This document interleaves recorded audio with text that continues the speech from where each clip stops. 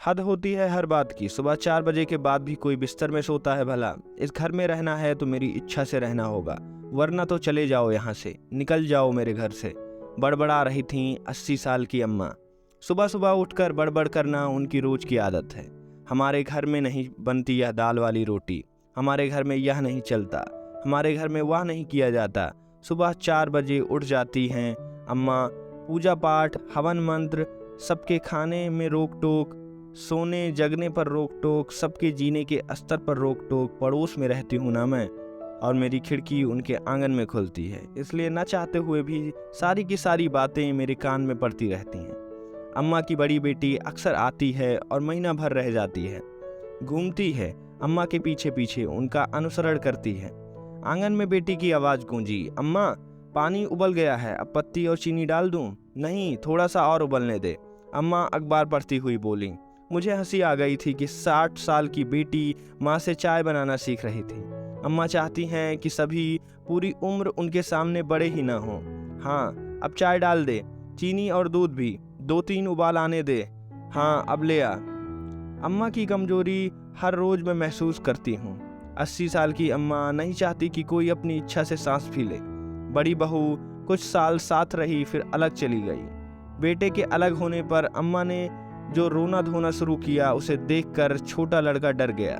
वह ऐसा घबराया कि उसने अम्मा को कुछ भी कहना छोड़ दिया। दुकान के भी एक एक काम में अम्मा का पूरा दखल था। नौकर कितनी तनख्वाह लेता है, इसका पता भी छोटे लड़के को नहीं था। अम्मा ही तनख्वाह बांटती। छोटे बेटे का परिवार हुआ, बड़ी समझदार थी उसकी पत्नी। जब आई थी अच्छे खाते पीते घर की लड़की थी, लेकिन अब 18 साल में एकदम फूहड़ गंवार बनकर रह गई है। अम्मा बेटी के साथ बैठकर चुहल करती तो मेरा मन उबलने लगता। गुस्सा आता मुझे कि कैसी औरत है या। कभी उनके घर जाकर देखो तो रसोई में वही टीन के डब्बे लगे हैं, जिन पर तेल और धुएं की मोटी परत चढ़ चुकी है। बहू की क्या मजाल जो नए सुंदर डब्बे लाकर रसोई में सजा ले और उनमें दालें मसाले डाल दे। मर्जी अम्मा की और फुहड़ता का लेबल बहू के माथे पर। बड़ी बेटी जो दिन रात माँ का अहम संतुष्ट करती है, जिसका अपना घर हर सुख सुविधा से भरा पूरा है, जो माइक्रोवेव के बिना खाना ही गर्म नहीं कर सकती, वह क्या अपनी माँ को समझा नहीं सकती? मगर नहीं, पता नहीं कैसा मोह है इस बेटी का कि माँ का दिल न दुखे, चाहे हजारों दिल दिन रात कुड़ते रहें। मेरे घर में 3 रोटियां खाने का रिवाज नहीं। अम्मा ने बहू के आते ही घर के नियम उसके कान में डाल दिए थे।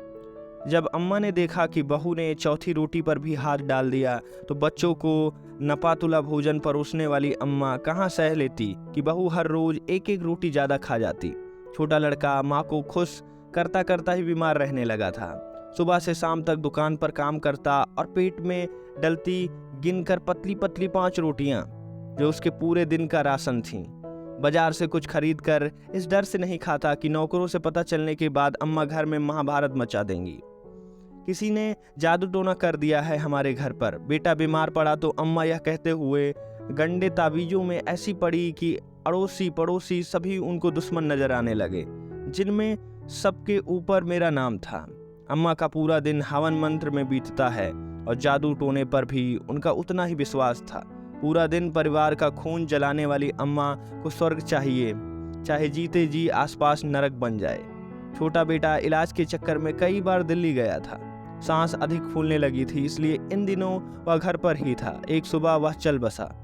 हम सब भागकर उनके घर जमा हुए तो मेरी सूरत पर नजर पड़ते ही अम्मा ने चीखना चिल्लाना शुरू किया, हाय तू मेरा बेटा खा गई, तूने जादू टोना किए, देख मेरा बच्चा चला गया। अवाक रह गई मैं। सभी मेरा मुंह देखने लगे। ऐसा दर्दनाक मंजर और उस पर मुझ पर ऐसा आरोप। मुझे भला क्या चाहिए था अम्मा से जो मैं जादू टोना करती? अरे बड़की बहू तेरी बड़ी सगी है ना, सारा छोटा न ले जाए, इसलिए उसने तेरे हाथ जादू टोना भेज दिए। मैं कुछ कहती इससे पहले मेरे पति ने मुझे पीछे खींच लिया और बोले, शांति चलो यहाँ से। मौका ऐसा था कि दया की पात्र अम्मा वास्तव में एक पड़ोसी की दया की हकदार भी नहीं रहती। इंसान बहुत हद तक अपने हालात के लिए खुद ही जिम्मेदार होता है। उसका किया हुआ एक एक कर्म कड़ी दर कड़ी बढ़ता हुआ कितनी दूर तक चला जाता है। लंबी दूरी तय कर लेने के बाद भी शुरू की गई कड़ी से वास्ता नहीं टूटता। 80 साल की अम्मा आज भी वैसी की वैसी हैं।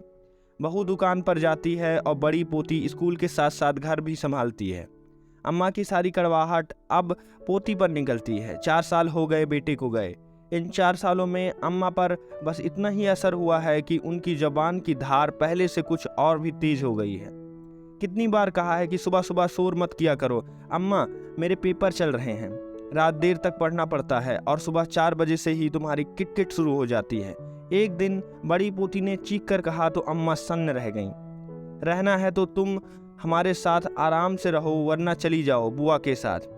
दाल वाली रोटी पसंद नहीं तो बेशक भूखी रह जाओ, सादी रोटी बना लो, मगर मेरा दिमाग मत चाटो, मेरा पेपर है। हाय हाय, मेरा बेटा चला गया तभी तुम्हारी इतनी हिम्मत हो गई।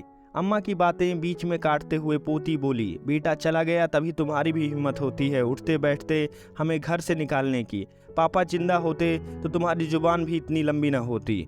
खिड़की से आवाज़ें अंदर आ रही थीं। अपने बेटे को कभी पेट भर कर खिलाया होता तो आज हम भी बाप को न तरसते।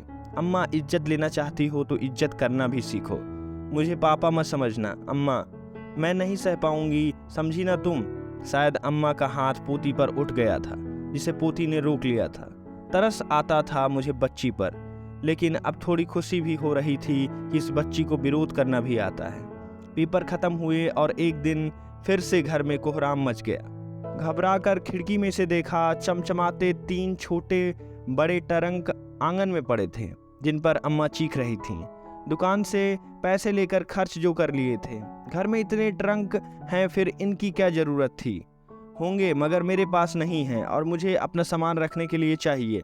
अम्मा कुली का हाथ रोक रही थीं तो पोती ने अम्मा का हाथ झटक दिया था और बोली, चलो भैया टरंक अंदर रखो। छाती पीट पीट कर रोने लगी थी अम्मा। पोती ने लगे हाथ रसोई में जाकर टीन के सभी डब्बे बाहर ला पटके, जिन्हें बाद में कबाड़ी वाला ले गया। पोती ने नए सुंदर डब्बे धोकर सामने मेज पर सजा दिए थे। अम्मा ने फिर मुंह खोला तो इस बार तो पोती शांत स्वर में बोली, पापा कमा कमा कर मर गए, मेरी माँ भी क्या कमा कमा कर तुम्हारी झोली ही भरती रहेगी। हमें जीने कब दोगी अम्मा? जीते जी जीने दो अम्मा, हम पर कृपा करो। पोती की इस बगावत से अम्मा सन्न थीं। वे सुधरेंगी या नहीं मैं नहीं जानती, मगर इतना जरूर जानती हूँ कि अम्मा के लिए यह सब किसी प्रलय से कम नहीं था। सोचती हूँ इतना ही विरोध अगर छोटे बेटे ने भी कर दिखाया होता तो इस तरह का दृश्य नहीं होता। अब इस घर का कुछ और दिन बीत गए। 20 साल की पोती धीरे धीरे मुंहजोर होती जा रही है, अपने ढंग से काम करती है और अम्मा का जायज मान सम्मान भी नहीं करती। हर रोज घर में तू तू मैं होती है। बच्चों को खाने पीने में अम्मा की सदा की रोक टोक भला पोती सहे भी क्यों। भाई को पेट भर खिलाती है, कई बार थाली में कुछ छूट जाए तो अम्मा चीखने लगती हैं। कम डालती थाली में तो इतना जाया न होता। तुम मेरे भाई की रोटियां मत गिना करो अम्मा, बढ़ता बच्चा है, कभी भूख ज़्यादा भी लग जाती है। तुम्हारी तरह मैं पेट नाप नाप कर खाना नहीं बना सकती। मैं पेट नाप कर खाना बनाती हूँ, अम्मा चीखी। क्या तुम्हें नहीं पता, घर में तुम्ही ने 2 रोटियों का नियम बना रखा है ना, और पेट नाप कर खाना बनाना किसे कहते हैं? तुम्हारी वजह से मेरा बाप मर गया, सांस भी नहीं लेने देती थी तुम उन्हें, घुट घुट कर मर गया मेरा बाप। अब हमें तो जीने दो। इंसान दिन रात रोटी के लिए खटता मरता है, हमें तो भरपेट खाने दो। अम्मा अब पगलाई सी हैं, सारा राजपाट अब पोती ने छीन लिया है। जरा सी बच्ची एक गृह स्वामिनी बन गई, रोती रहती हैं अब अम्मा, सभी को दुश्मन बना चुकी हैं।